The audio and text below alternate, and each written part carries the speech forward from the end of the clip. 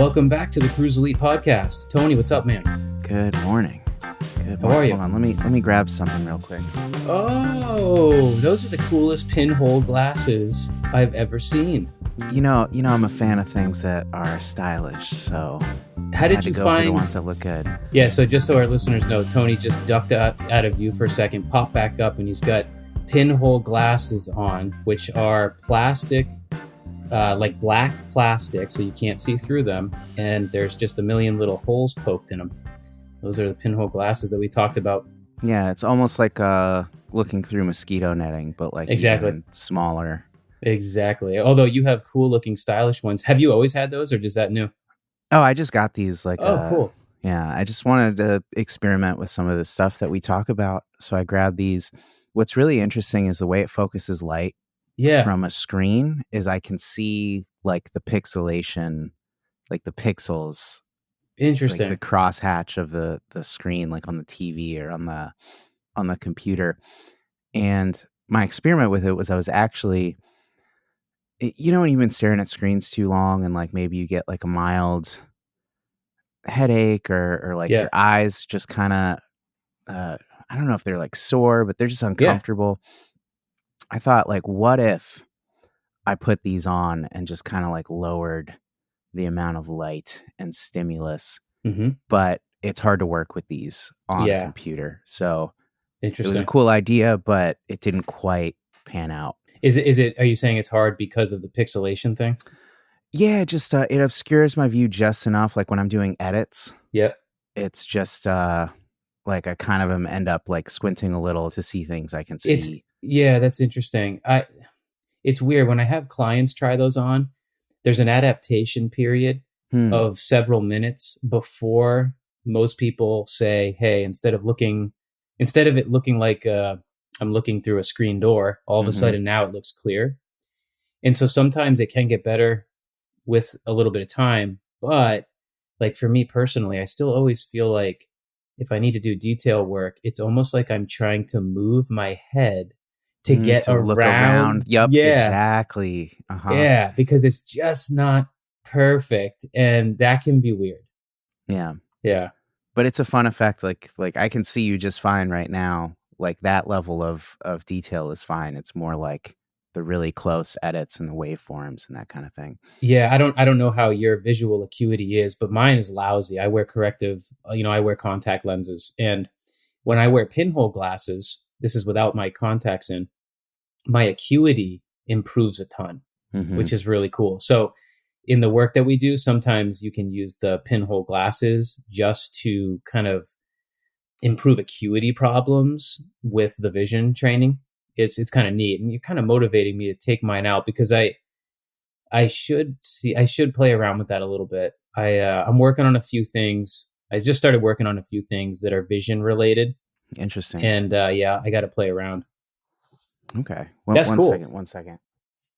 Oh, he just ducked. He just ducked out of the way, folks, and he pops back up, and now he's wearing red lenses. Yeah, everything's very red. No kidding.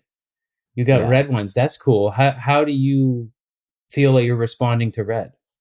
I haven't done much with it. Mostly, so I've also got these, and I won't do the dramatic theatrics. What is that? Orange? These are so these are like blue light blocker goggles that I got a long time ago in an effort to get better sleep. So I use these before bed, like if I'm on my phone or whatever, and I find it helpful. Yeah, me too. And then with these are actually like full red, so they're not advertised as blue blockers. They're just like red. Everything's tinted red. And I actually ordered green ones, but they sent me the wrong color. So I wanted to experiment with green because you were talking about how green was like helpful for people. Yeah, like kind of inhibiting. Sometimes it's good for pain. Sometimes like it's soothing almost. And I wanted that. Yeah. I think there's actual literature on it being somewhat helpful for migraines too. Yeah. So red, I haven't played as much with these as I have with the pinholes, but I just wanted to Yeah, that's fun, man, that you're getting that stuff. So yeah, when you can do some reassess with range of motion before and after and see how you respond to the different colors. Red is an interesting one. It's very activating. Yeah. It's generally thought of as more activating for like the sympathetics. So sometimes that can be quite good for a person. Yeah, it's fun to see the responses. What's interesting about red though is because in my mind it's the opposite of blue light. So I would imagine it's functioning kind of like a blue light blocker, although I don't know the science behind Yeah, I'm that. not sure. Yeah, I'm And not sure. blue light tends to be activating, right? Like the Right. light from the sun Yes. tends to, your circadian Yes. rhythms, you're attuned to that. So it's interesting to me that red is Hmm. activating. I wonder what's going on there exactly.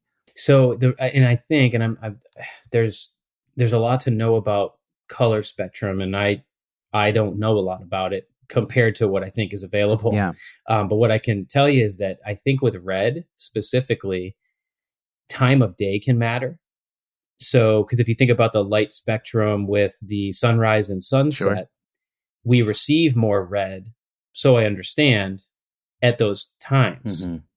And so what I've experienced is that red can be quite activating at certain times of the day, but then if you wear red more towards the evening, it can actually do the opposite, Interesting. and it can feel like it has more of a down regulatory type of effect.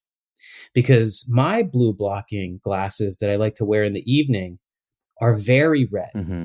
They're not a deep red. They almost have this little coppery orangey hue to them. But if you just look at them, they look red. Hmm. And I get a fairly noticeable down regulating effect from that in the evening. Yeah.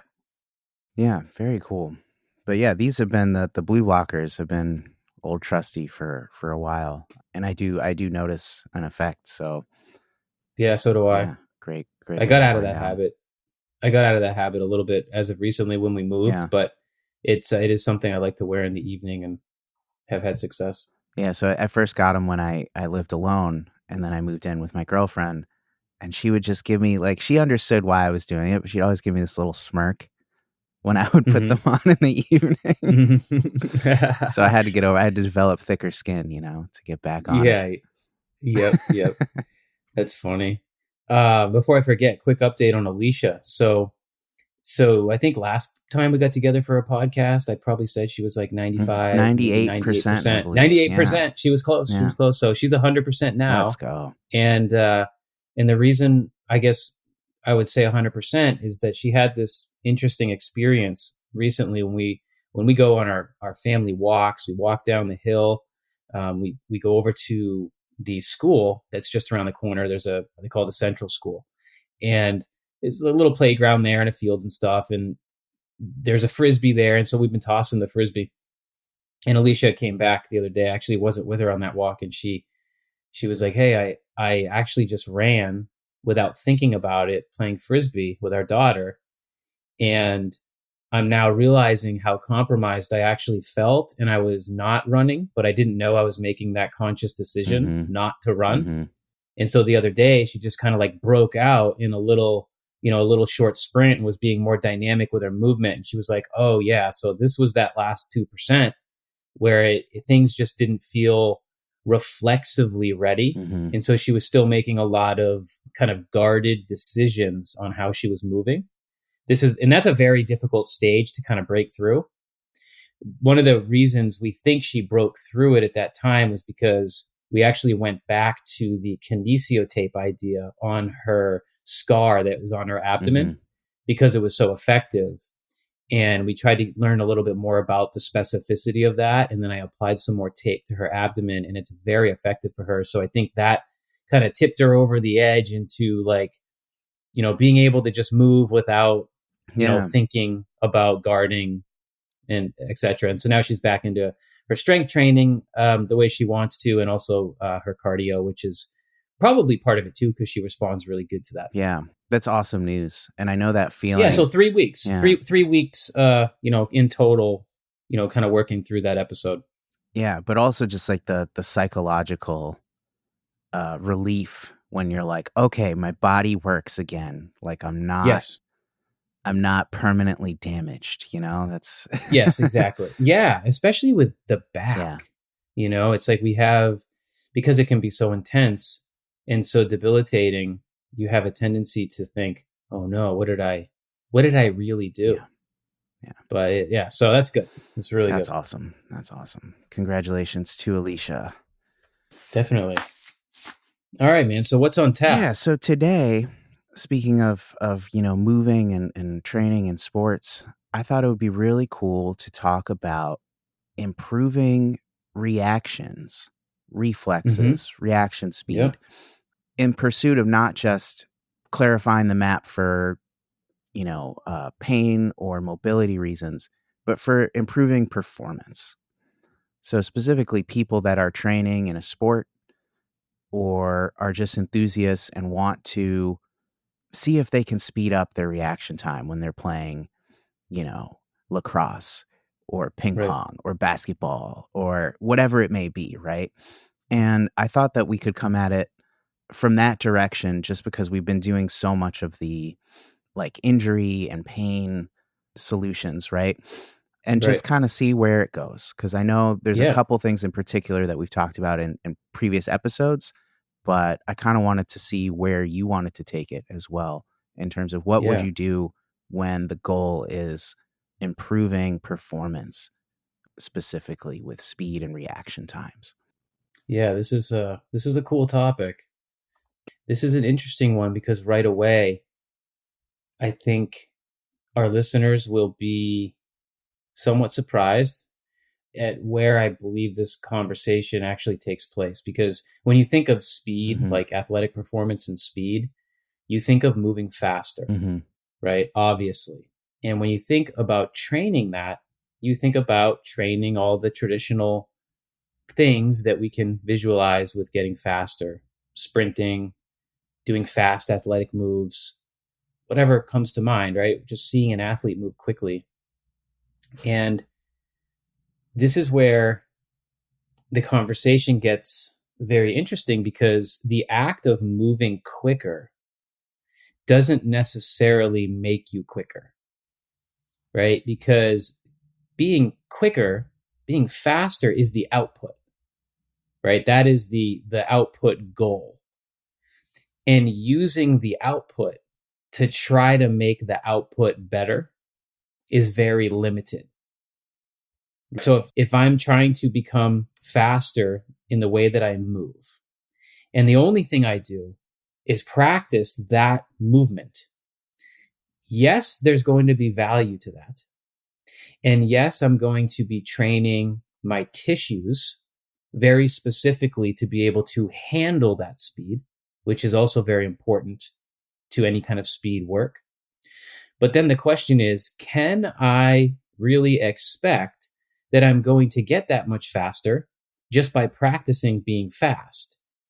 I'd like to believe there's some carryover because generally there's some carryover when you're being specific in practicing the skill Mm-hmm. that you want to be better at.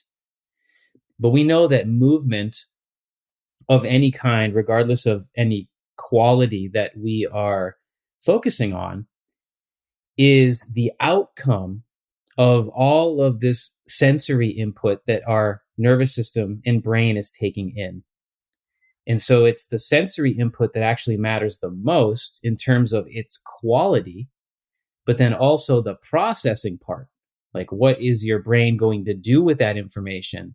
And is that sensory information accurate? So if you remember back to some of our original neurology 101 lessons, at some point we talked about this input, decision making, output loop. Mm-hmm. We talked about the nervous system doing three things for us, and that's taking in information from the outside world. And we do that through all these different senses that we have. The next part is the decision making and the processing. It has to make a decision with the information it's getting, and it goes through a processing. And then eventually there is an output. And in our case, the output is movement. In this case, we're talking about speed. Mm-hmm. So it's the quality of the input that matters. It's then how well is your brain interpreting that input, and is it making the right decisions with that input? And most importantly, how quickly can your brain do that? Mm-hmm. Because that is what it comes down to in terms of the processing of that goes into speed. Mm-hmm. and then we have our output. So when you think about this through more of a neurologic lens, it's kind of like, whoa, full stop. Practicing being fast may only get me to a certain level. So what's the next thing I need to think about? Well, most of the time in an athletic situation, we are reacting to changing variables that we see, Mm-hmm. right? So in my mind, speed is largely determined by your visual skills. And there's a lot that goes into this, but you could make, you can say, the proprioceptive system is certainly involved in speed. Mm-hmm. There's no question. There's lots of other different senses that we will use to help us create speed. But really, when you really look at this, the most important system to consider when we want to move quicker is the visual system, because most of our movements that we want to make fast are going to be a response based on something that we are seeing. So some examples that are just really obvious. If I'm a wide receiver, I need to see where the football is in the air, where it's going to be, where the defense is relative to me, and then how to Yeah, get from point A to point B is the, decision I need to make, right? exactly. Yeah. Exactly. Yeah, in most, typical athletic situations, you can think about them. Obviously there are tons of types of athletics we could talk about too that maybe used less visual sense, which is interesting. Like one of the ones I just immediately think about is jujitsu, Yeah, sure. right? So Um, you're feeling more than you're seeing yeah, in there's some ways, right? so much proprioception Yeah. involved in jujitsu, and yes, you use your visual sense, but it's much different than your example with the football player. Mm-hmm. The football player is going to use a lot of what's called foveal vision. What's happening right in front of you, And is and that field of certainly view? Is that what foveal? it's it's basically like I think most people will say like central vision. Okay. If I think they mean the same thing, but foveal is basically just like I don't know the amount of degrees, but it's essentially the stuff that would be right in front of you and not your peripheral Okay. fields, which would be you've got like horizontal and vertical peripheral fields. They're kind of like the perimeter, right? And obviously, a football player is going to use peripheral vision too.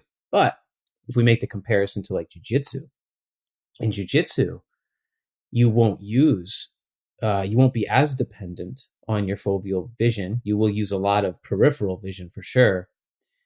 And sometimes you can't see it all, Right.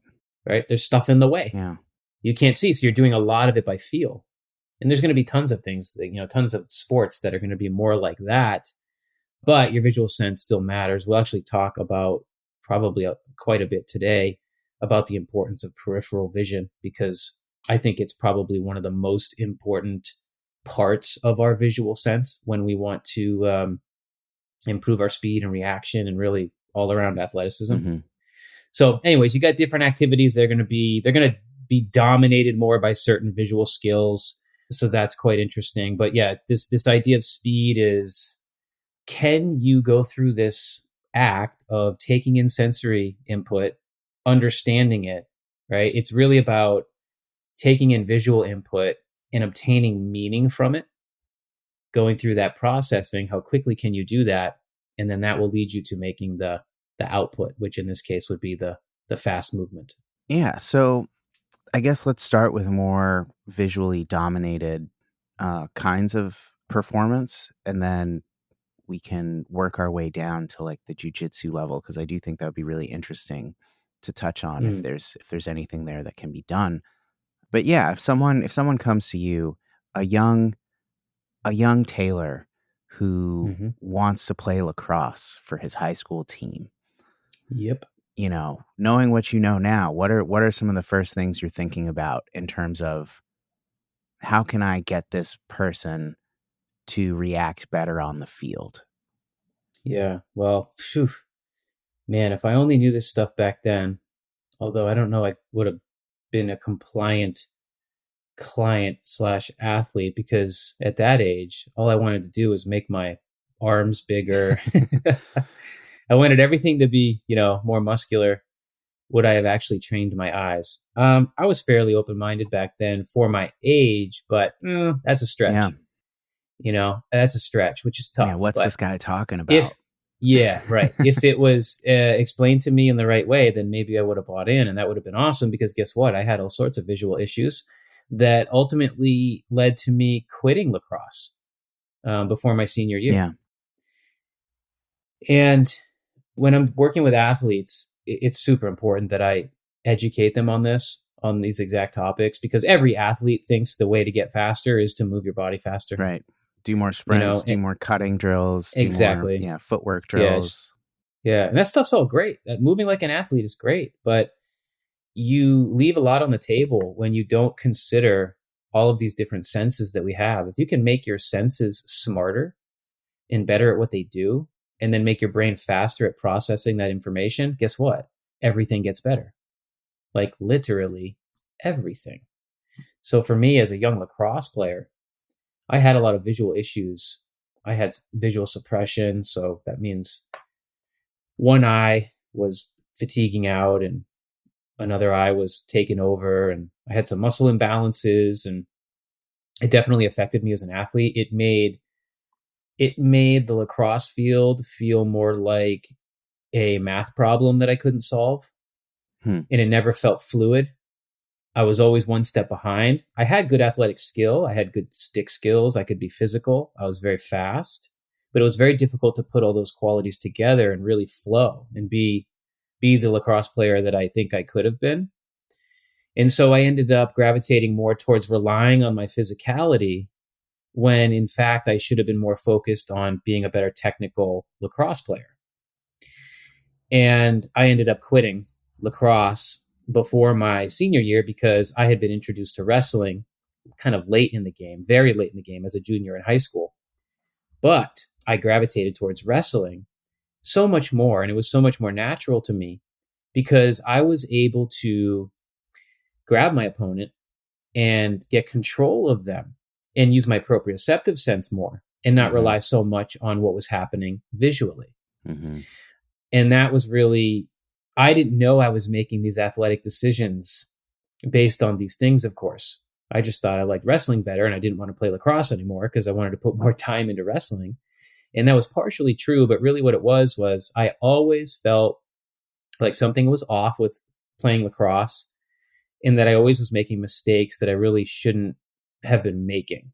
And that stuff was like any kind of hand-eye coordination that involved the ball was actually very difficult for my entire life, and really still is a weak point for me, I think, just because I didn't do a lot of that growing up.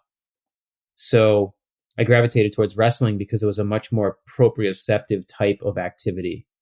I got to create tension. I didn't have to rely so much on vision. I felt very grounded. And it was just me versus the opponent instead of, 10, 11 other players or whatever running around me. So it's very interesting how we might make athletic decisions based on our current capability with our neurology and our physical skill. So when I'm working with an athlete, a serious athlete, their vision is literally really the most important thing I want to know. I want to know, how do their eyes work? Because I know that I can make much more change for the athlete if I can make small improvements to their visual system than spending, several years with them and getting to them to the point where maybe over the course of 3 or 4 years working with me, we were able to add, 45 pounds to a bar. Like, that's cool, but that 45 pounds to the bar is completely negligible compared to what can happen with athletic performance if you make your eyes better. So I'm testing people's visual skills immediately because I want to know like how their eyes are working. And there's so many different assessments that we might run just so people kind of understand. I'll break this down a little bit. There's there's four categories that I like to think about when it comes to vision that are worth mentioning. So the first one is visual resolution. Okay. And this is kind of like what people might think of as like going to the eye doctor and getting their visual acuity tested. That's like static visual resolution, meaning static, meaning like you're sitting there, you're not moving, and your target's not moving, and you're getting your acuity tested. Which, by the way, everybody, especially for our athletes, does that sound very functional and specific to being a human and wanting to use your body like an athlete?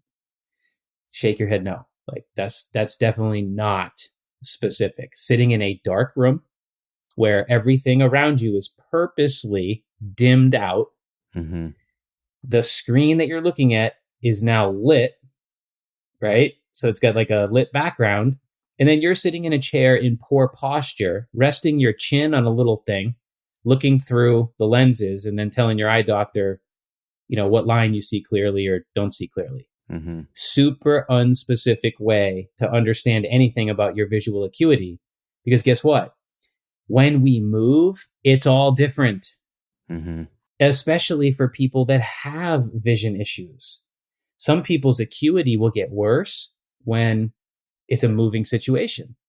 Some people's acuity gets better, right? Especially when you start adding like vestibular input into visual stuff. Sometimes the addition of the vestibular input increases acuity because that's part of that system's job, is to help you maintain acuity while you're moving. So I digress, but right out of the gates, what's important for people to know is what you do at the traditional eye doctor is super unspecific to being an athlete.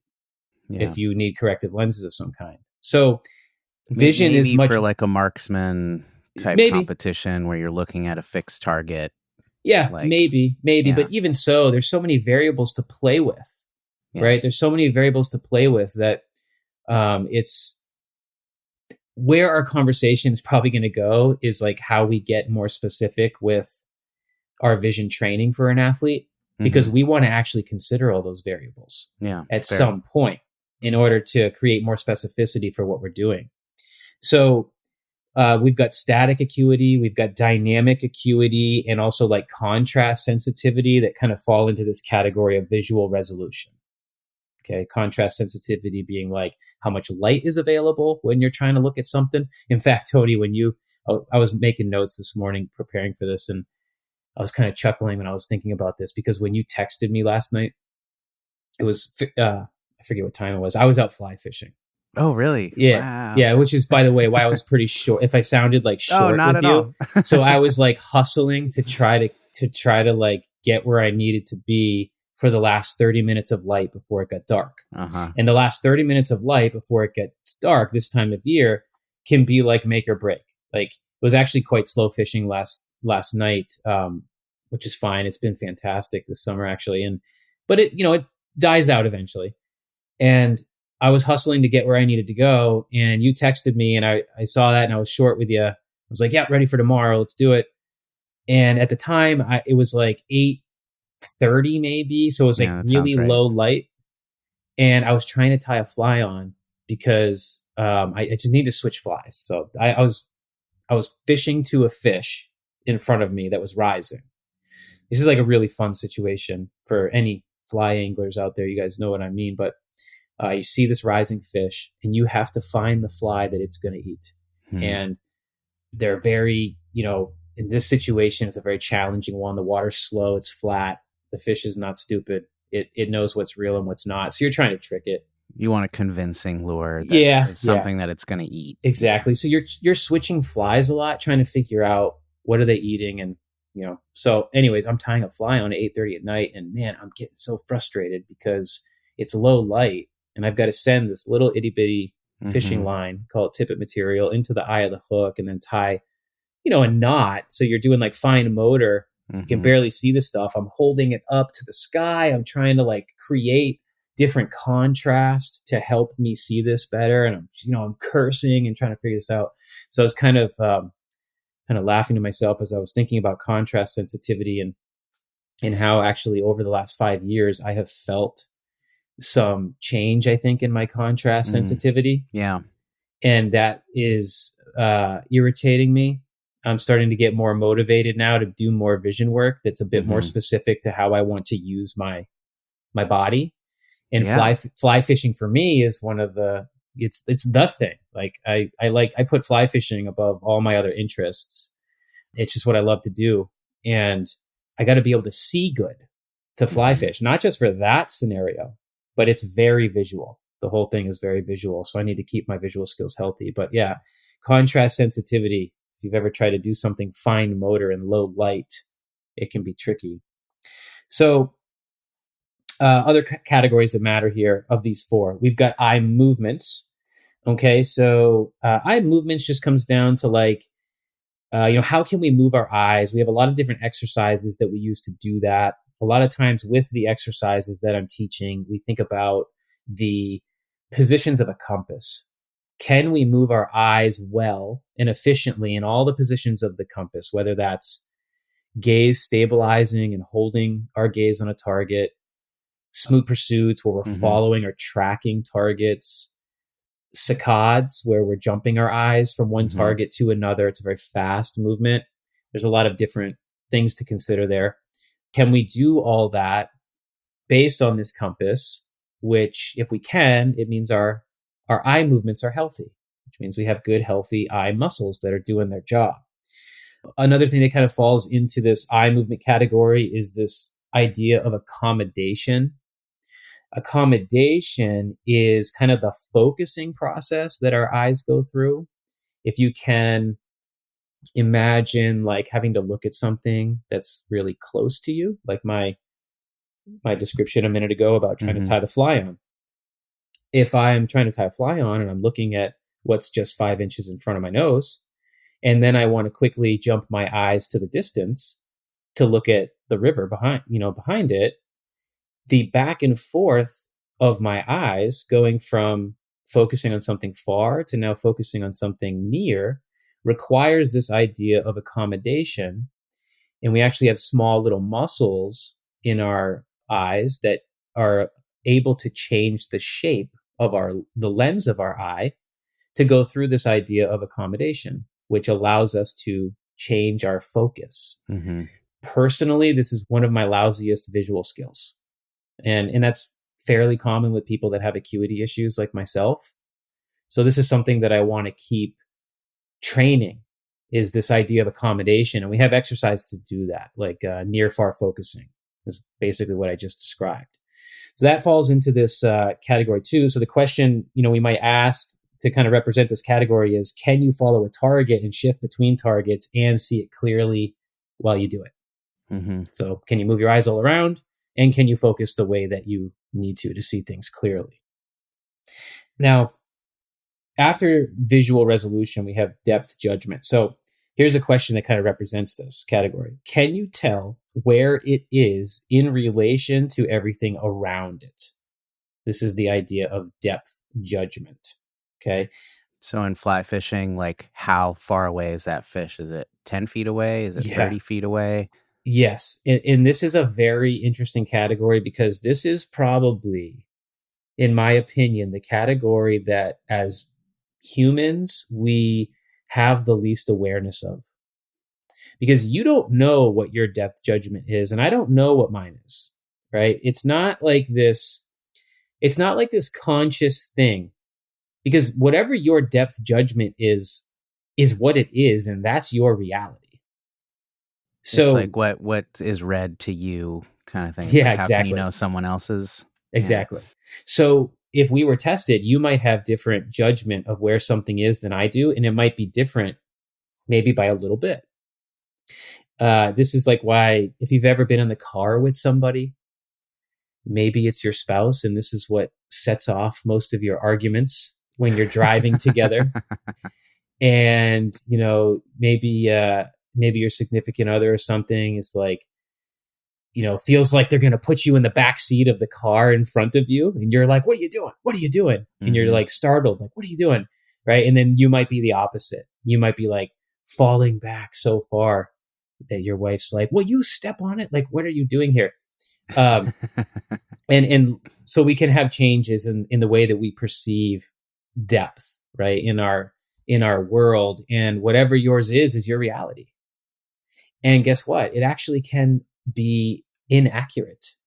And this is why with athletes especially, we test things like visual suppression. Visual suppression is one of the issues that I'm currently working on for myself, and it's really a lifelong thing for me. And the simple way to describe it is one of your eyes will fatigue out, and basically your brain will make the decision to kind of take the other eye offline. Mm-hmm. It's just kind of a compensatory thing. And it causes a lot of issues with what's called like binocular vision, like the coordination of both of your eyes together. But it can also be involved in some of these depth judgment types of issues that we might have. And this is things that we test for. There's also actual like diagnosable eye muscle imbalances that you can have that play into all of this. Something called esophoria and exophoria, where you think that something is in a specific position, but based on the imbalance of your eye muscles and maybe one eye being stronger than the other, you're inaccurate by, let's say, a few inches. All right. And this can be, it's not something you're going to be aware of. I mean, I am terrible at basketball. And I remember when growing up and liking basketball, but always being like, I just feel so off with this. And I literally probably was suffering from thinking that the basketball hoop was somewhere that it actually wasn't. Mm-hmm. And my body proprioceptively is going to move based on that and react based on that. And so when you have these little accuracy issues, it changes the way that you move and it changes the decisions that you make, which is really fascinating, which means that you can put all the weight on the bar that you want and you can do all the resistance training and athletic movement that you want. But if you're suffering with visual suppression or some kind of eye muscle imbalance and it's causing you problems with where you think things are in your environment, no amount of weightlifting is helping with that. And that's why it's so important to look at the visual system. You know how there's always been a debate in the strength and conditioning world? Like you've got one camp of people that's like, there's no such thing as sports specific training. Like that's stupid. And you've got people that like sometimes try to be athletes in a gym and it's like they're trying to move like an athlete in a gym and they maybe take it to the extreme sometimes. And then you have like this other camp of people that are like, why are you trying to move like an athlete in the gym? The goal is to just create mechanical tension so that we can get stronger. Right. And then go be an athlete at a different time. Right. And so you've just got two camps of people like there's no such thing as sports specific training. Use the gym to get stronger, then go be an athlete. And you've got other people who are like, no, without sports specific training, you are not specifically training for your sport. Right. This will be a never ending debate. I sort of fall in the middle with how I feel about it. And I think there's a blend, right? There's a nice blend that we can have. But I understand the argument for don't overdo it with trying to be an athlete in the gym. Use the gym for what it's good for. Go be an athlete at a different time. I get that argument. If there is such thing as sport-specific training, this is it. It's vision training. At least we can make our vision training sport-specific. Right. I guess I should say it's human-specific, right? Because it really comes down to how do you want to use your eyes? It's human specific. We can make it more sport specific if we want to. And we can do that by changing certain variables and considering some of the details of our activities. How far away from something are we going to be on average? You know, do we need the skill of, which visual skills do we need the most? Because some athletics will have very prolific visual skills involved with them. where some other sports might not have as much saccades in it as another activity, and it's more dominated with your peripheral sense, right? So if there is a way to make sport specific or training, excuse me, more sport specific, in my mind, this is it. It's with the visual system for Mm-hmm. sure. Okay, so back to my thing here. So we hit depth judgment. I missed that one. I talked about eye movement. Now we are on the fourth category, which is peripheral awareness. I'd say this is my most interested one. And in my opinion, I feel like it's the most important. And I'll describe why. So, peripheral awareness kind of relates to your horizontal and vertical visual fields, but it's not what's happening or what you're seeing in front of you. So, it's no longer foveal. Okay, this is your peripheral system, or the fancy word that is sometimes used is your ambient visual system. The question we ask that kind of represents this category is, can you see what you're not looking at? Mm-hmm. Which is kind of funny to think about. Can you see what you're not looking at? So it's more of an awareness, because it's, can you pick up on things that are not in your foveal vision? Okay, it's a really, really interesting category to train, and it can improve. It is a skill like all these other things, and you can actually improve your peripheral awareness. It's actually, I like calling it awareness better than anything, because to me, it really is an awareness. It's being able to pick up on things that are moving, right, in those fields. So the peripheral system, this ambient system, is more responsive to movement than it is to detail. Mm-hmm. Okay. Can you see what you're not looking at? And oftentimes we're talking about movement. Okay. Your peripheral vision is really, I think, kind of the foundation of the whole thing.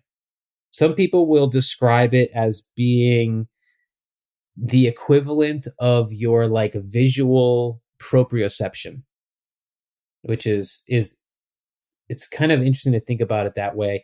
I think it really sets the foundation, and it's a difficult thing to explain because it's very unconscious.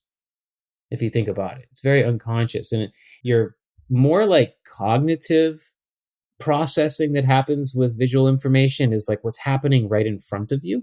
Mm-hmm. But your what's happening in your periphery is very unconscious.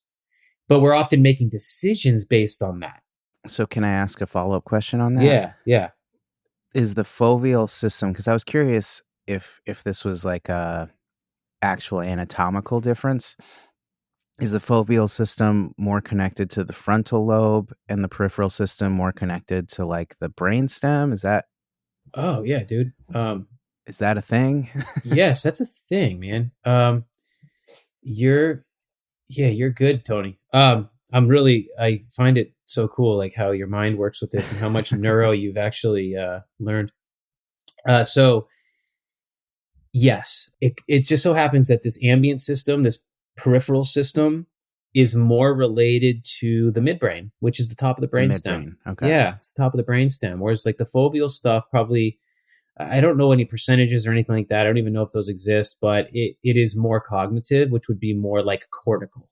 Mm-hmm. Yeah, more cortical, involving all areas of the brain. But Okay. yeah, thinking about more of the cortex. So, and it's interesting because the peripheral system, it's a survival based system, right? It has a very important role. Can you see what you're not looking at? Can you pick up on movement in the periphery? But when we're doing that, it's very unconscious. We make a lot of decisions based on it.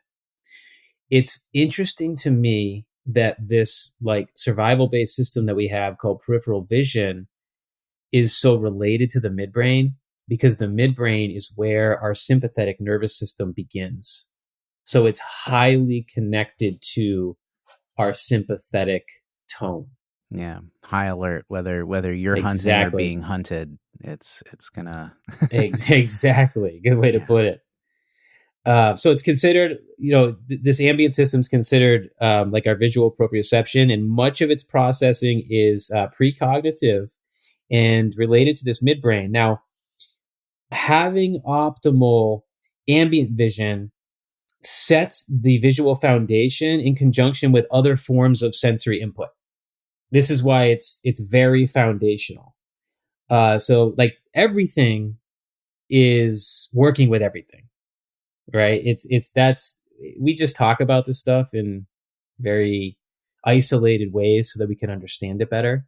But like when it comes to our senses, like everything's working with everything, right? But this I think that our actual proprioception is very much connected to our peripheral awareness. I think the two work hand in hand together, and I've experienced this myself and with clients how dependent on our peripheral system we become to move well. Mm-hmm. And what I mean by that is when I have people do like our basic cerebellar tests, they will often try to position their moving limb in a way that they can still keep track of it using their peripheral field. Because the sense, the picking up on the sense of your body moving with your peripheral vision is almost a way to cheat the test that I want to look at. Mm-hmm. And you'll find that if people can still pick up movement of their limbs moving, they will move better because they have a better map to do it, and their brain can make more sense of Right. what's They're getting happening. visual feedback in Yep. addition to their proprioceptive sense. Yeah. Yeah, which is why sometimes in a testing environment, we have people close their eyes. Or in a training environment, I like to eventually, it's not generally something I do right away with an athlete, but if I have enough time to work with them, we start training what we call the blind map. Mm-hmm. And the blind map is just a way to describe, how good is your coordination? How good is your motor control when your limbs are outside of your peripheral awareness? Because most injuries happen when the limb is outside of peripheral awareness. If you think about a lot of the common muscle and joint injuries, a lot of injuries happen at end range of motion with a lot of force and torsion involved. And oftentimes the limb is outside of what the person can actually sense. Mm-hmm. The legs behind you, the arms behind you. The map is generally, proprioceptively speaking, blurrier when you can't see it, when you can't see the limb. So training this blind map is actually a very useful thing to do for motor control. But it goes to show you, all that is to say, the relationship between our proprioception and our motor control and that overlap with our peripheral vision is very fascinating. Mm-hmm. Now, what's also interesting about peripheral vision is in a highly stressful situation, your peripheral vision will tunnel. It will get worse, which is interesting. You would think it might get better. Yeah. So that you can see more and be more aware of the threats.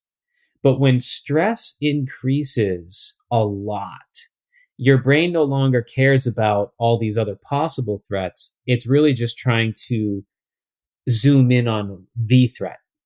And the threat is usually right in front of you. So what happens is your peripheral awareness will actually tunnel.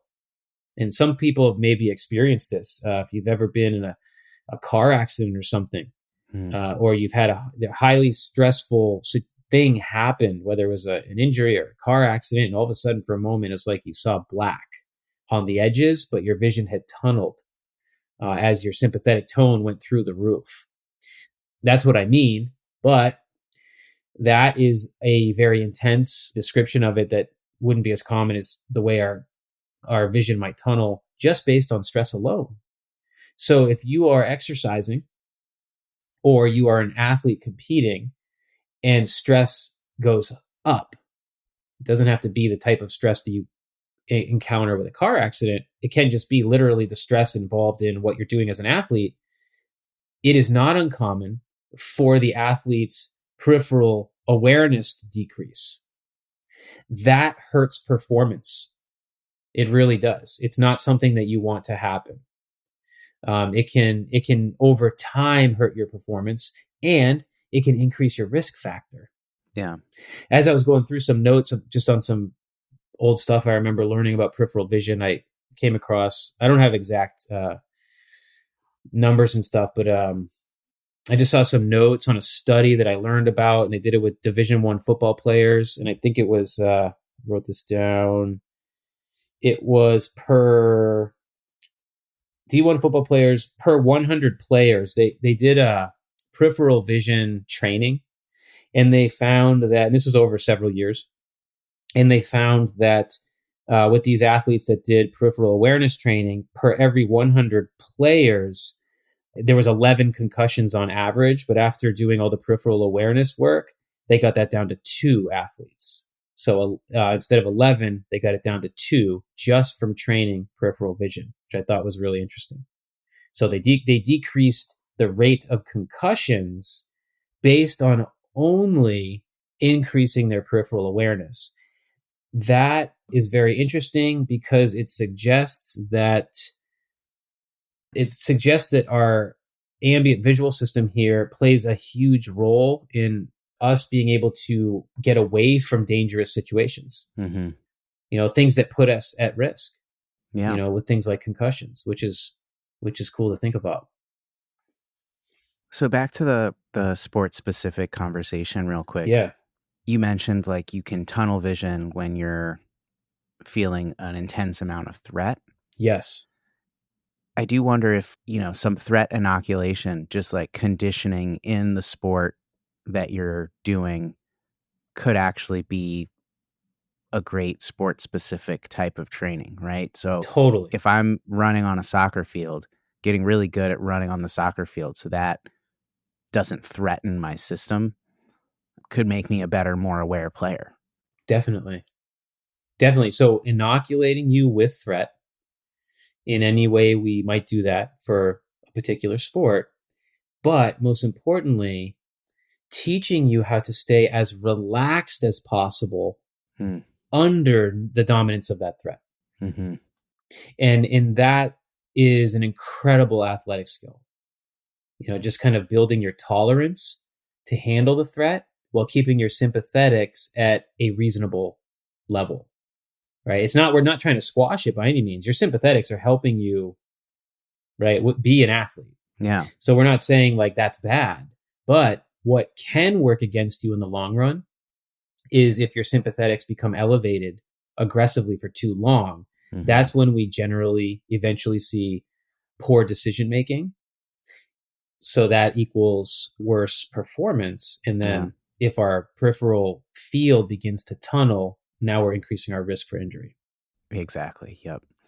So you've laid out kind of these 4 categories of visual systems, I guess. Mm-hmm. If you have a new athlete that you're training, it sounds like, the first thing to do is assess those 4 categories and see if there's any deficits there. Is that kind of? Yeah, it is. And so these categories are most helpful for understanding.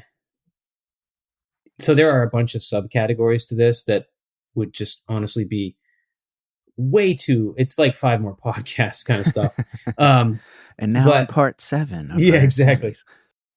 But these categories actually really help us out, especially as coaches who are teaching this stuff to people. It helps us understand how to use a little bit of creativity with the way that we create our sport specific vision drills, if you will. Mm-hmm. Because what ends up happening is combinations of types of visual skills is the best way to make it most specific to the athlete. So going back to your original question, like what would you do right away with the athlete that came in? Well, right away, I would do some basic testing. I would want to know, can they gaze stabilize? Mm-hmm. So can they keep their eyes on a target and hold it there for at least 10 seconds? And if I was to work with them, I'd want that to increase, but 10 seconds would be a good standard. I'd want to know, how smooth can your eyes track a target? That would be like our smooth pursuit. And we would do that in all the cardinal directions of a compass. Mm-hmm. And what we're evaluating for is the eye movement smooth? Mm-hmm. Or does it look a little bit dysrhythmic in any of those positions? Because we might find that specific eye muscles that aren't doing their job properly might be causing some dysrhythmic movement in a certain position. Mm-hmm. Okay. So in addition to that, we've got vergence testing, which would be like convergence divergence, another Mm-hmm. form of eye tracking. This one would be like tracking something towards your face Mm-hmm. and your eyes moving inward together in the same, coordination and keeping focus on it. And then also following that target away from your face, which is the opposite, called divergence. And we want both eyes to be tracking together and being coordinated. We're evaluating for, can your eyes do that well? Is one doing more than the other? Sometimes what we see with especially convergence is people will bring the target in close to their face, and then all of a sudden, one eye will get really overwhelmed and will not have the ability to hold the target, and it will go whoop, and it will just Mm-hmm. leave. And it's a really bizarre looking thing, but I see it all the time.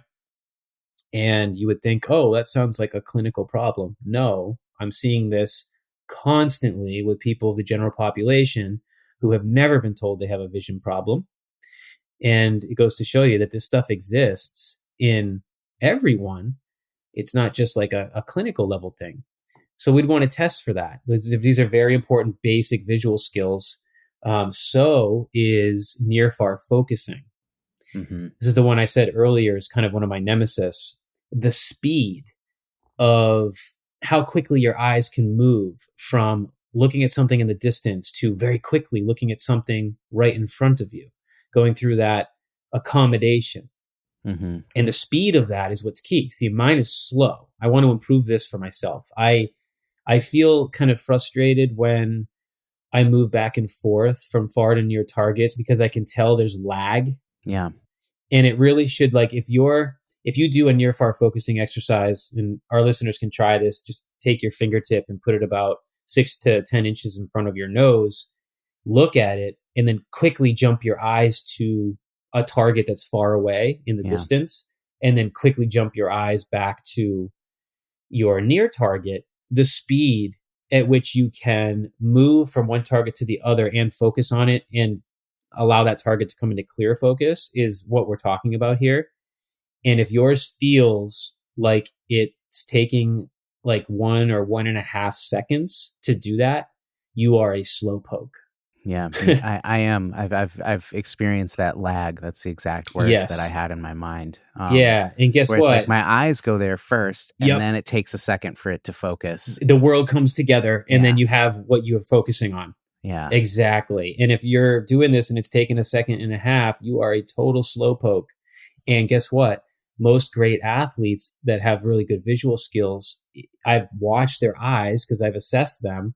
This happens instantly. You wouldn't be able to time it. So in all that time that it would take me in my 1.5 or whatever second slow poke accommodation, an athlete with a great ability to near far focus would have already made several decisions about what to do. And I was still waiting to see what I wanted to see.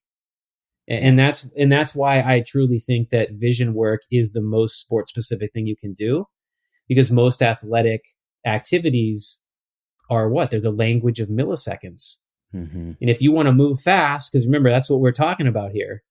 If you want to move fast, what better way to do it than to collect more information than the other person and process it quicker?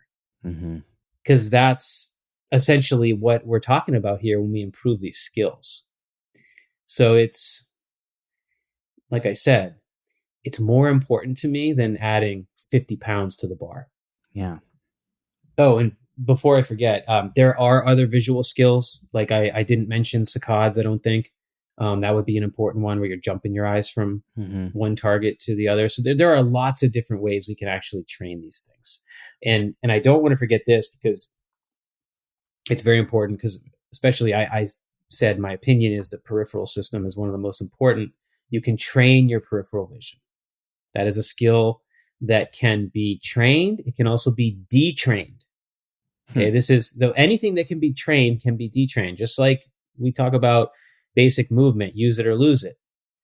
Well, I mean, it's energy expensive to maintain peripheral awareness. So you have to give your brain constant signals that it's a good idea to maintain it.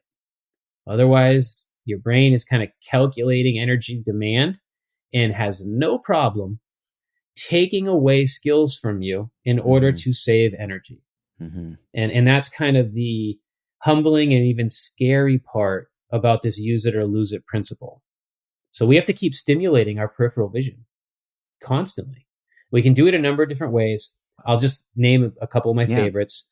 So, and this is for those of you who are already like into vision work, like some of our students are, I'll say this: adding peripheral stimulus to some of the vision training that you're already doing can sometimes take it to the next level.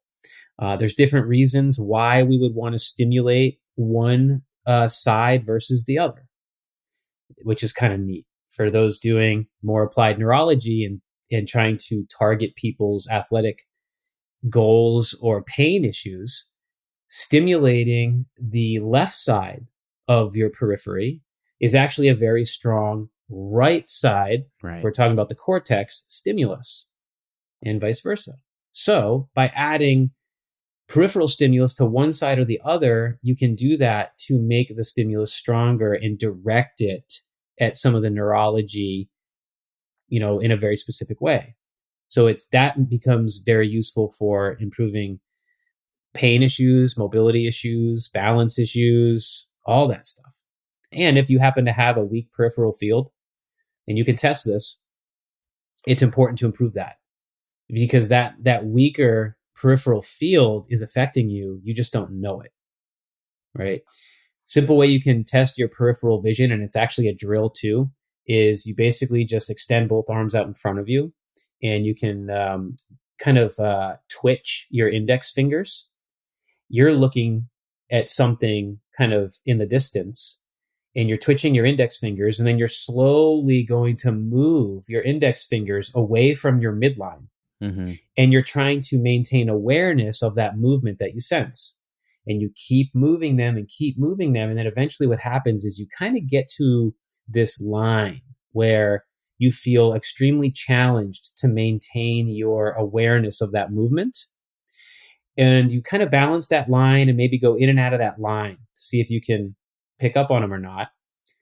And you stop the movement of your arms, and then you can look at each index finger and see where they are in space and get an idea for whether, well, first of all, whether your peripheral vision is reasonably good, because you should be able to see your index fingers they'll almost start to get behind you. They'll be kind of lined up with, let's say, your ears. Crazy. Yeah. Yeah. And people, I've seen some bizarre stuff with peripheral vision. Oh my gosh. Some people, it's like, wait, what? Do you have different eyeballs? Like, how can you see this right now? And then I've seen people that are missing like large areas of their peripheral awareness. And it's wild to think that they're going through life like this.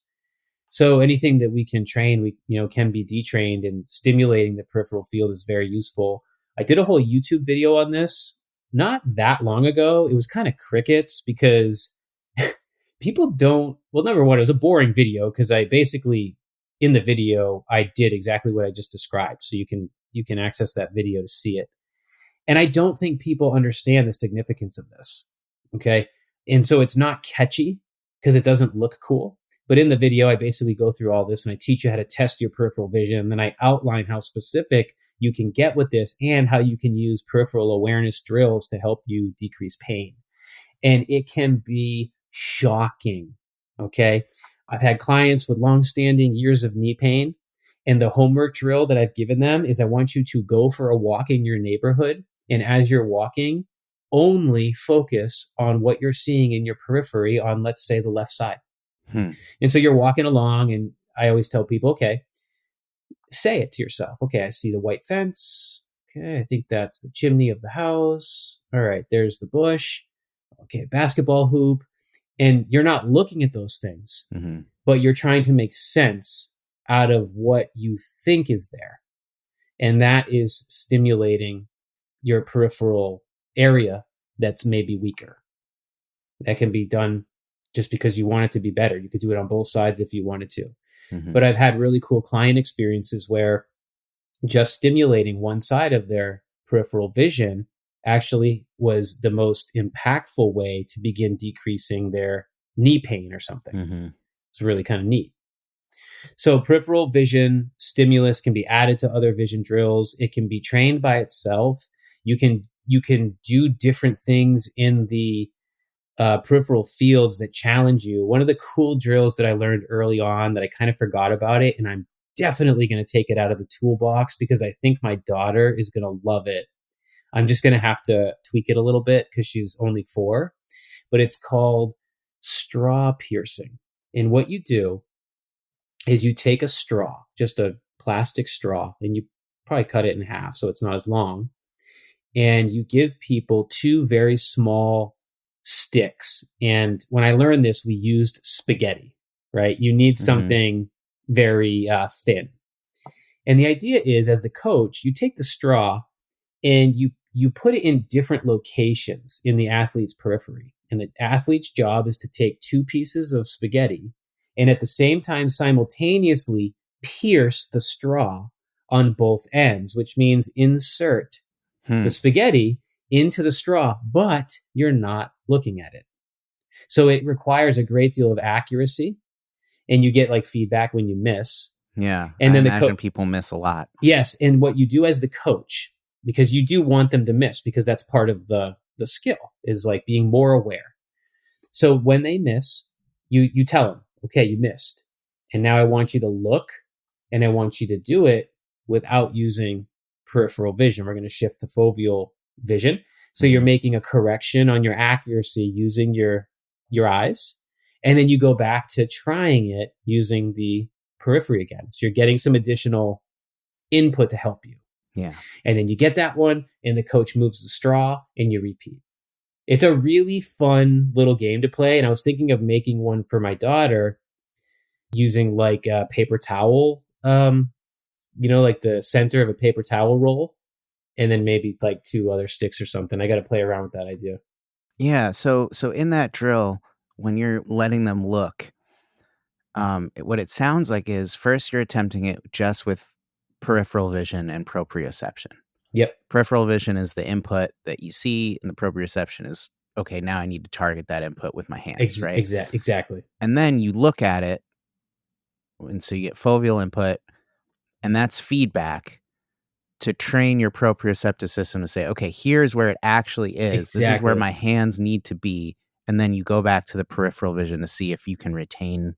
Exactly. So you're using the visual system to correct your error, and then you're blending that proprioception back in, which really in the end is the most important consideration to good vision training. Yeah. Because you wouldn't go and train all this stuff in isolation forever, because we don't ever use it in isolation. Yeah. So the combination of like adding peripheral stimulus to, convergence work, adding peripheral stimulus to vestibular work, right? Adding proprioceptive feedback to peripheral awareness work, like in this game we're talking about, that really steps up the vision training to the next level and is ideal for the athlete. Last one I wanted to mention for like cool drills here, something called letter ball. So what you do is you take it could be any ball, but take a tennis ball and a magic marker, and you just draw letters all over it. And now you have a letter ball. A letter ball can be used for all sorts of stuff. Just basic letter ball catch is great. You throw it with a partner. You try not to put a lot of spin on it. And therefore, you're trying to see what letter you can see by focusing on the ball as it's coming at you in the air, trying to call out a letter that you see before the ball is actually in your hands. And what it does is it helps you learn how to track the ball, keep your eye on the ball, and how to watch the ball right into your hands, which is often where you see people make a lot of mistakes. A lot of times people will see the ball, and then when it gets a certain distance away from their face, their eyes will come off the ball and they'll look somewhere else. And then you see a lot of mistakes made, with catching and stuff. I just think of like the little league outfielder and the ball's going, and then Yeah. it just misses. Yeah. Yeah. And also, you know how like some people get into the habit of flinching, right? When a Hmm. ball comes at them, Yeah. this can help that too. It's a really great tool. You can do lots of different things with it. It trains a number of different visual skills. It can be used in a peripheral kind of way. It can also help people with convergence and divergence skills. I particularly like to juggle 3 letter balls, and I call out the letters in the air. And so I'm doing a bunch of visual saccades Hmm. at the same time. Now, there's a whole nother level to vision training that ties in with this conversation because remember, I'm talking about all this stuff because I'm trying to build a case for our listeners to understand how important training your visual system is for being a faster athlete. Hmm. Now, we talked about the input decision making output loop here and how real speed comes from how fast you can see something, obtain meaning from it, and then do something with that. So that's the processing part. Adding cognitive skills to our vision training is like the next level up and the next level up for athletic vision training. And that's kind of like what this letter ball is, because now you're having to process the letters. It's And sort of like a maybe stack in its own it way. is. It's Yeah. stack in its own way. It's just bringing in more cognition. You are seeing the letter, recognizing the letter. Maybe as the coach, I have somebody verbalize that, like say it, right? Like, okay, B, C, and you have to actually process it. Sometimes we take that to the next level and we give you different tasks to do based on the letter you're calling. So if Hmm. you catch a C, I might want you to do a certain movement with that, and we have fun with it. It's like jump 360, Yeah. right? If you catch an A, I might want you to do 2 speed skaters. This is the Cruise Elite Circus Camp that I'm hoping for, Exactly. circus summer camp. Yep. And so we have so many fun athletic drills. There's a lot of things you can do with that. But what we're doing is forcing you to use your visual system, obtain meaning from what you're seeing, react to it, and then quickly make a movement output with it. I made me think of this. I worked with a hockey player, a high level hockey player. Uh, I don't know, 4 years ago. It was just we were working together online, and I was doing a lot of this stuff with him. I was mind blown at how good he was at this. It was incredible, his speed, the Hmm. coordination, what he was doing with the stick. I had him using a letter ball with the stick, all sorts of cool stuff. Long story short, I was mind blown by how good his visual skills were. He had played hockey his whole life, and I found a problem with his vestibular system. And I was like, oh man, if this gets better, this kid's going to be even Hmm. better at what he's doing. We did a lot of vestibular work. He was really, he did a great job, but you can still find issues with even high level athletes who already are showing you great skills, but just like everybody, they compensate in a certain way. Hmm. And what I've found working with higher level athletes is that sometimes it's the combination of certain visual skills that ends up driving up the threat, and you need to identify that. So another example is I worked with a professional alpine ski racer, and she had fantastic hand-eye coordination, makes fast decisions. I had her doing a lot of reaction-based work, and in a training setting, she looked quite good, very quick, no problems. A basic visual assessment, she aced them. But then I found out through testing that anytime we added a significant amount of vestibular input to the drill, her nervous system freaked out and her performance went downhill. Hmm. And it turned out that she ended up, we uncovered more about that, and she ended up having a fairly significant hearing deficit that I think might have contributed to her vestibular processing. So with her vision training, eventually we had to reintroduce vestibular stimulus to her vision training to get her more comfortable with being able to handle the vestibular input in combination with all of the visual saccades I had her doing and near far focusing that I had her doing as a ski racer. Hmm. Yeah, it's interesting. Did her racing times improve? So yes, so there ended up being more improvement in her body position, Mm-hmm. because I think for her, she struggled to make the right decision based on where she was in the course. And Mm-hmm. her vestibular imbalance caused her to be a very one sided dominant racer, where she would generally have excellent technique going around the gates in one Mm-hmm. direction, but then she would drop off considerably going around the gates in the other. And I think that was more related to her vestibular system. So what we saw was quite a good improvement in her body position Mm-hmm. and more symmetry behind her turns. Yeah, which is kind of neat. Speaking of vestibular training, you mentioned a technique called reflex stabilization, I believe. Was I talking about like, um, When someone's on like an unstable surface, or yes. not even on an unstable surface, when someone's, doing something and you just put a hand on them and just kind of give them a little jolt. Oh yeah, perturbation. Perturbation. Yeah, Thank you. this is a kind of fancy way to say you're bumping them. You're bumping them. You're bumping them, and you're making them stabilize. So they have to stabilize in order to not get bumped over, right? Yep, exactly. Is that something that you would do for a performance Totally. reason? Yes, totally. So adding proprioceptive challenges to vision work is phenomenal, especially when you involve reflexes of the trunk and spine.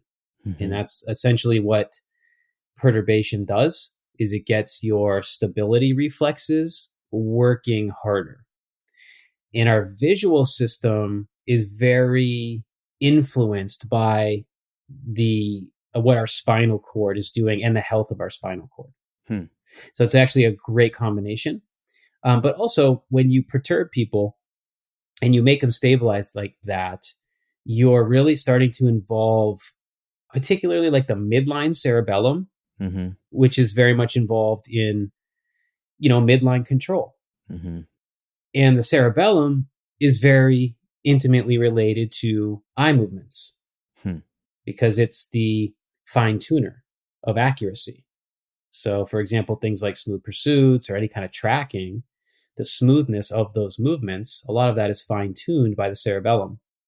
So, this is what's so cool about neurology, is that when you understand the systems and you understand the tools and what systems they relate to, you can start stacking like this. In an athletic scenario, it makes it even more specific, especially for some sports that are going to be more like contact based, where you would perturb somebody on purpose while they're doing some kind of visual skill. And that's a great threat inoculation tool too. Like, can you stay relaxed? Can you maintain stability while we bump you, and you still have to process what you're processing and, visually. Mm-hmm. So one of the things I thought about that's worth mentioning is that when you look at different pathways and in how visual information is processed, there's two pathways that we're really interested in. One we refer to as the what is it pathway, and the other we refer to as the where is it pathway.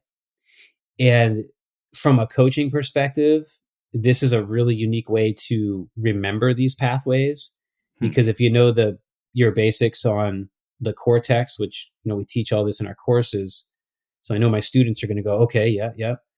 The where is it pathway is more related to spatial processing and the parietal lobe.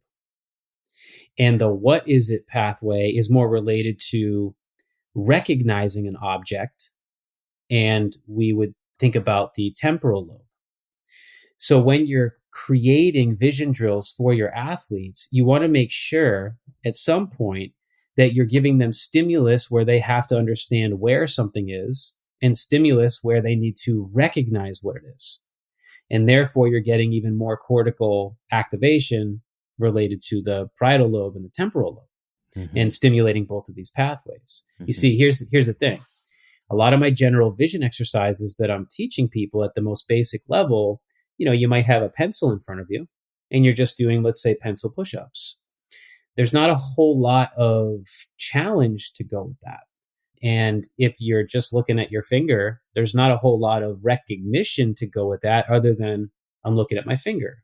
Mm-hmm. But if I change this and make more of an athletic drill for somebody, and I'm doing, let's say, near far focusing or pencil push-ups, and then I'm going to have them near far focus at some point involved with that, I might have targets that they're looking at that add a cognitive layer to the training, where now they have to, let's say, call out colors that they see, call out Mm-hmm. letters that they see.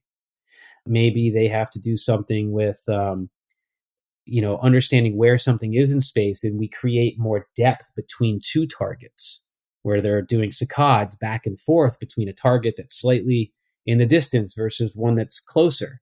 And you have to really understand where things are in your environment as you move your eyes without making any mistakes. Mm-hmm. So there's ways to make sure that we build training in respect to the neurology that we know in these different pathways. Yeah.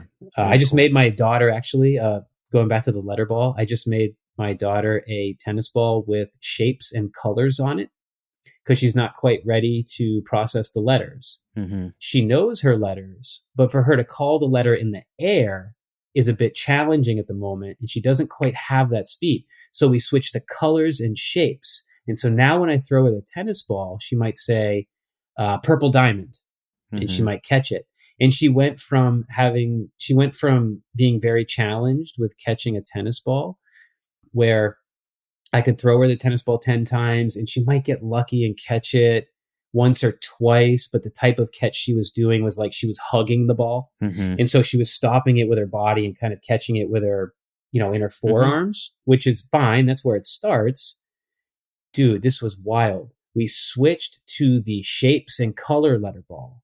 And now I'm throwing her 10 balls, and she's making a clean catch on half of them, calling the letter and the shape in the air. And she's Was 4. that an instant change, or was that over time? Instant. Wow, that's cool. Instant. Yeah. Because all of a sudden she had a goal. See, she was doing a little bit of flinching with the ball previously. Now, she had practiced throwing and catching larger balls. Mm-hmm. So we did all that foundational work. But then she was having trouble with the smaller balls. And so when we made the switch to the shapes and color ball, instantly she started making clean catches with both hands and calling the shapes in the letter. Mm-hmm. So it gave her a goal, and it allowed her to finally understand this thing that I kept saying: keep your eye on the ball. See, everybody says, keep your eye on the ball. Right. Nobody does anything that helps you keep your eye on the ball.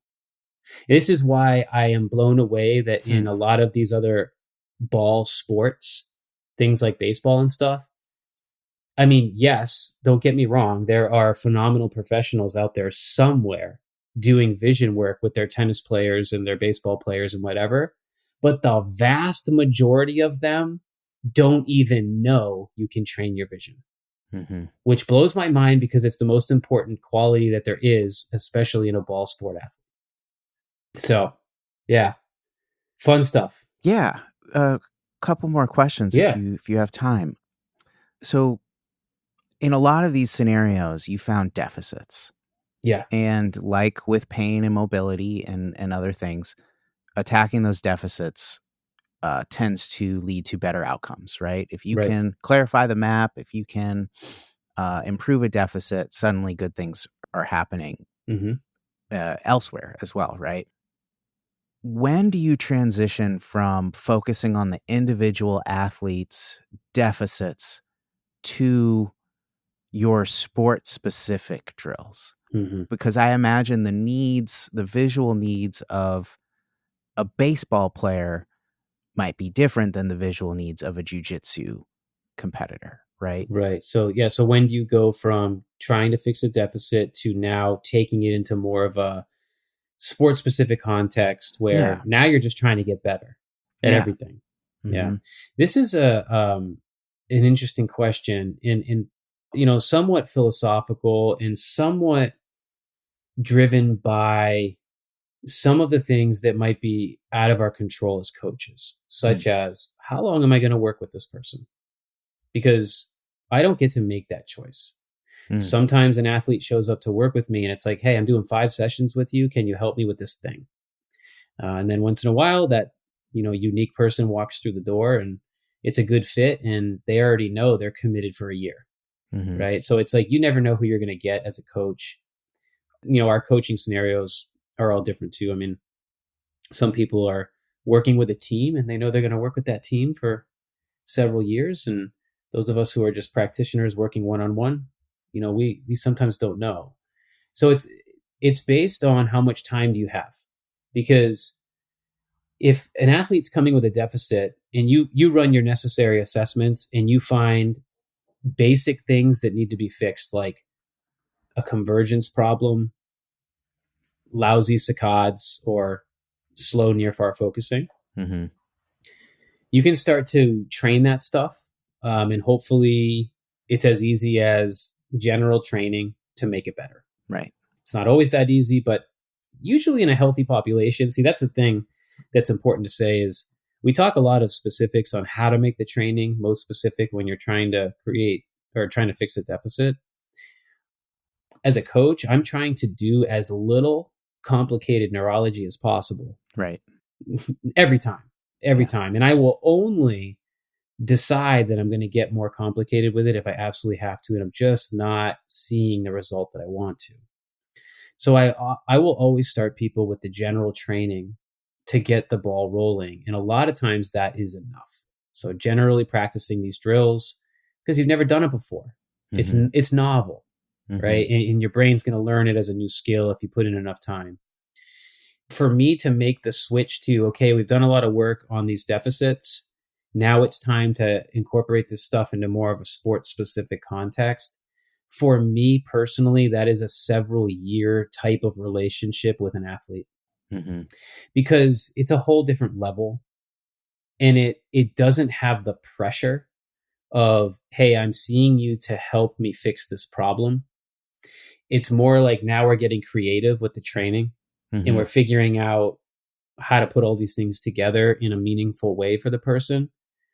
So for me, I see myself working with an athlete maybe for 1 or even 2 years before I'm really taking it to that level that it could go to. Mm-hmm. But I'm still mixing in a Mm-hmm. little bit here and there in the process of trying to help them improve these deficits. Mm-hmm. So I think that's going to be different for each person.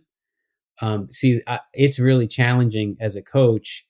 There's a lot you can teach a person, and you might find that they need a lot of these things.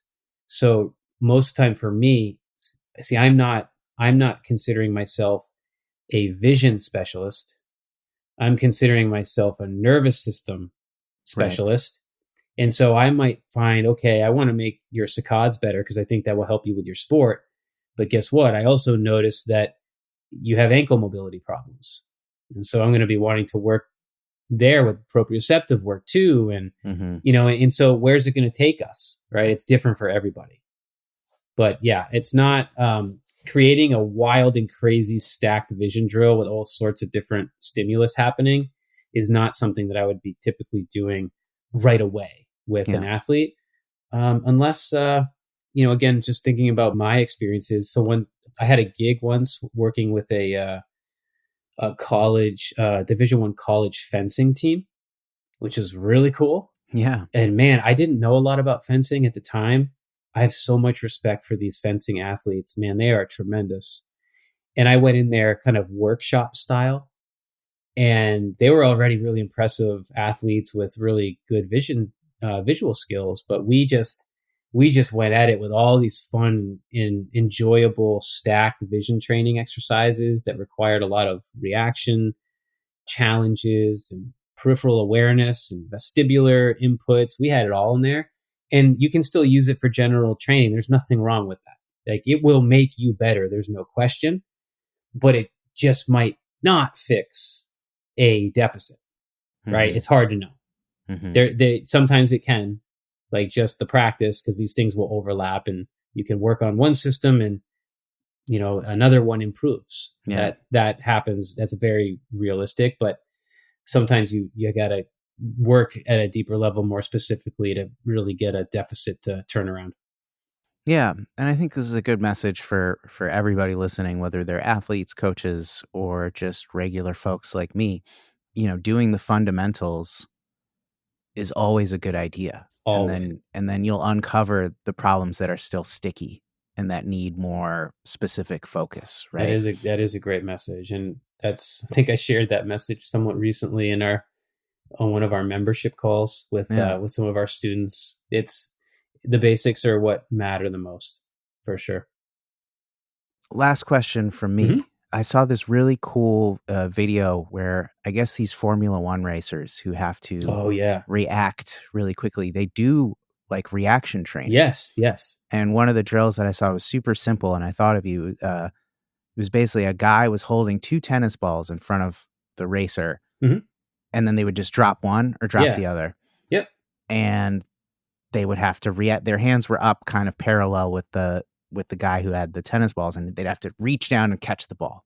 And they didn't know which hand was going to drop. So it was like a reaction to an external stimulus, right? And they probably were doing it in the peripheral field, if I had to guess. They were looking straight ahead in this video, okay. But that's a really cool... I would put that in the periphery. Yeah. Yeah. Yep, for sure. They were doing it straight ahead, but it was interesting. He was catching it, maybe like a foot down or something. Mm-hmm. And then it was a fun video where he challenged this tennis player to do the same thing. And she was like, oh, well, I'm going to be really good at this. This is no problem. And she was catching it literally within inches of the guy's hand. Interesting.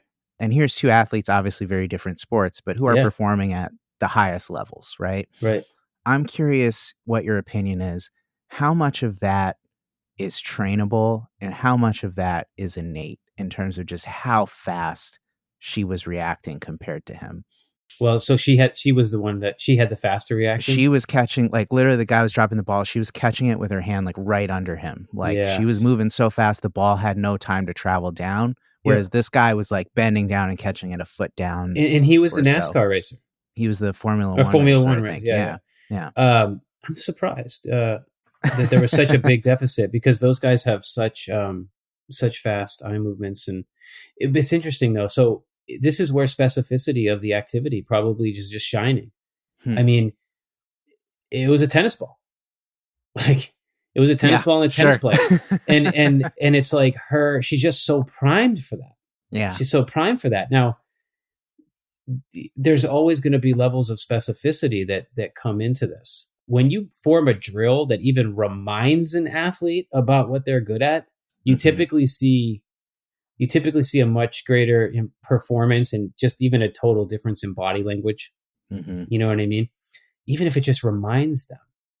So I do believe it is all trainable, but the way that we use our visual skills, depending on the type of activity, is going to be different. Mm-hmm. It would be neat to make that comparison and test all the different skills, right? Because, would the Formula One racer would the Formula One racer have better speed with saccades, right? Like maybe. Yeah, interesting. Who would have the better peripheral awareness? I wonder if the racer would. But it's hard to know because like with racing too, you're caged in. Yeah. With like you've got a lot blocking your visual field too, so that's another specificity thing. Do they have like rear view mirrors? I don't even know. I don't know. Side mirrors? Yeah, I don't even know. They must have something, but I don't know. I'm not sure. But their helmet, so what they have on their head is tunneling their peripheral vision, and I think probably their car is too. That's a good point. And other athletes that wear helmets, they have to worry about that too. So like if you wear a lacrosse helmet or a football helmet, your peripheral awareness is being tunneled to some degree. And, at some point, if you're taking vision training very seriously, you have to incorporate your equipment if you're wearing anything on your head. Because if you go and train your visual skills without any of that, and then on race day, you have goggles on and a helmet, totally different. Yeah, totally different. So there's a lot of things. You can take it really far. And there's a lot of things you could do to make it more specific for certain activities, equipment, even considering lighting, right? Background, color of the background. Mm-hmm. It's a lot of factors. Yeah. Oh, yeah. I lied to you. I have more Yeah. questions. Are you good on time? Yes, I am. Okay. The baseball cap made me remember this. Peripheral vision, Yeah. or well, you were talking about things on people's heads, and I thought of Hmm. baseball caps. Does it apply in the up and down realm as Yes, it well? does. Interesting. Yes, it Okay. does. And so some people have worn hats their whole life, Mm-hmm. and that has likely affected your peripheral awareness. I remember having a client, chronic pain client, who wore a hat, always had like that hat covering, like they just always had the hat on with like the super curved brim. And I remember doing some peripheral awareness work with her and was really amazed at how weak her upper quadrants were, Yeah. So from detraining. Yeah. exactly. Yeah. And a lot of times people are wearing hats constantly like that. It's a stimulus seeking thing. It's likely a way to purposely tunnel your vision a little bit. So a chronic pain client. So it's not out of the question that she was trying to decrease sympathetic activity Hmm. by creating a little bit of tunneling. Same idea, we talked about inhibition tools in one of the Kind of recent, like yeah, these it's kind of like the pinhole pinholes. glasses that I was wearing. Exactly. Yeah. Exactly. I've seen people wear sunglasses. They like to wear their sunglasses inside. They like to wear hats all the time. A lot of these things are because we're sensory seeking for some reason, or trying to not necessarily activate something, but decrease input because it helps us feel better and move better. So, something to consider if you have that client that's been wearing a hat for 45 years. Mm-hmm. You mentioned contrast dynamics. Yeah. I would love to hear at least one example of how to train that, because we've talked about kind of all the other drills, but I don't know that we've talked about like a contrast dynamic specific drill. Yeah. So, lighting. So, the way that you're involving lighting in your vision training, and that might matter for certain activities, right? Mm-hmm. Depending, but also sometimes we have to improve contrast sensitivity for vision drills where we just would want to add light. And a lot of times we want to activate cranial nerve 3 for that. So we might purposely actually have light that we are using in the periphery. And Hmm. like I often just use the flashlight on my phone, and you can shine it in the periphery so that you're getting more light information coming in on one eye. And sometimes that will help improve contrast sensitivity. See, when we want to know if that stuff's improving, like visual acuity and contrast sensitivity, those things have to be the assessment. Mm-hmm. See, this is also another part of the specificity. I'm not checking my forward bend and trunk rotation necessarily. I'm actually trying to see, did it improve? Did my visual acuity improve? So we have what's called a multi-font size chart, where Mm-hmm. you've got a little chart in front of you, and it's got like little sentences on it that are all in different sizes of font. And you can use that, right? Similar to how you might use a Snellen chart. You can use that to see, how far can you read? Are you picking up on better acuity, better contrast sensitivity? So those things, when you want to improve those things, the most important thing for people to understand is those things have to be the assessment. Mm-hmm. Yeah, Mm-hmm. Can you catch a ball in a dimly lit room? Or exactly. Yep. yeah. Yeah, you can literally do dim lit environment, and sometimes changing colors of visual tools or colors of backgrounds can be part of that too. Yeah. So like those the red glasses that I had, Yep. this would remove a lot of contrast, right? Because Yeah. everything turns red. Yes. And it's an interesting tool that we did not discuss. And I don't have a lot of experience with it, but it's worth mentioning. I've actually only demoed them, I've never owned them. Have you ever seen or heard of strobe goggles? No. So, man, you dig this being a tech guy. There's a company, I think it's called Synaptic. It might just be Synaptic or Synaptic something, but they make glasses that you put on that are more like goggles, I think. And you've got an app and stuff, and you can decide. So they flash. So let's Mm-hmm. say you're playing catch or you're playing basketball or something. You can set, I think, you can set the number of times you want these goggles to essentially black out and then allow light to come through again. And so they're flashing.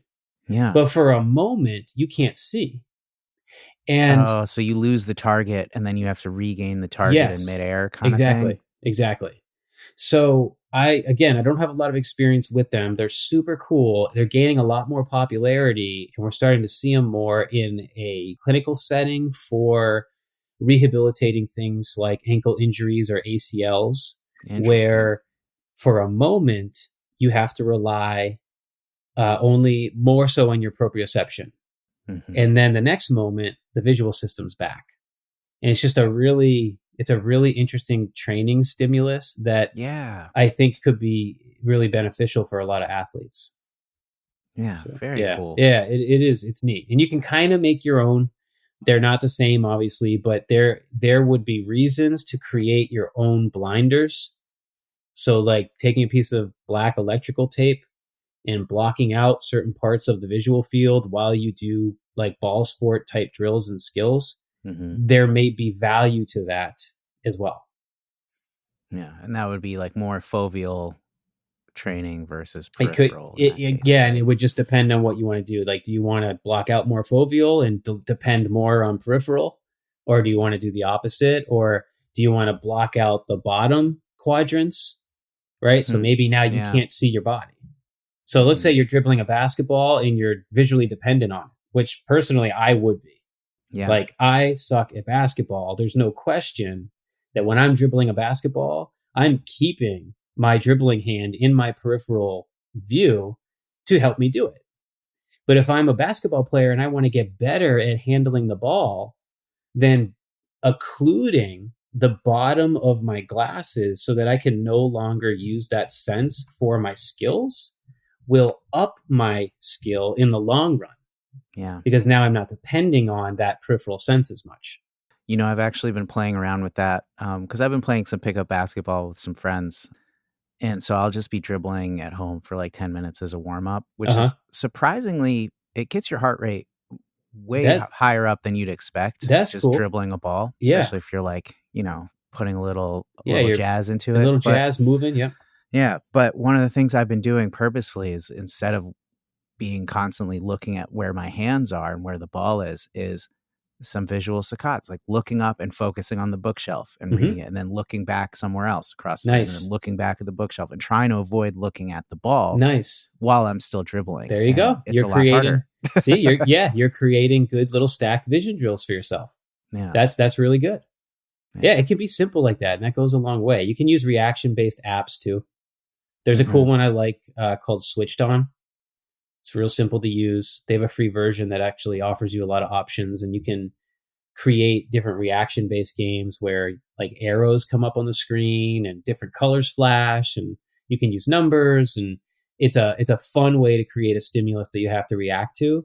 And I often add that into some of the other hand-eye tasks that we might be doing, or even as stimulus I use in the periphery with other vision training. Awesome, man. All right, there it is. My goodness, we went over a lot. Almost 2 hours, right? Yeah. Wow. Well, you're gonna have a lot to edit here, Tony. It's a good episode. I hope you guys enjoyed that. A lot of cool little bits of information in there, and I hope you guys are able to really understand the importance of the visual system and training your visual system, particularly when you want to improve your reaction time and become a faster athlete. Speaking of improving your skill, your brain, right? We've got a masterclass coming up soon.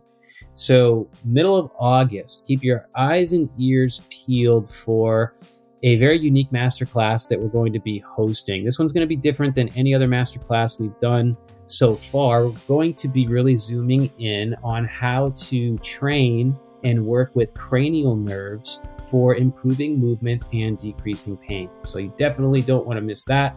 It should be a really good one.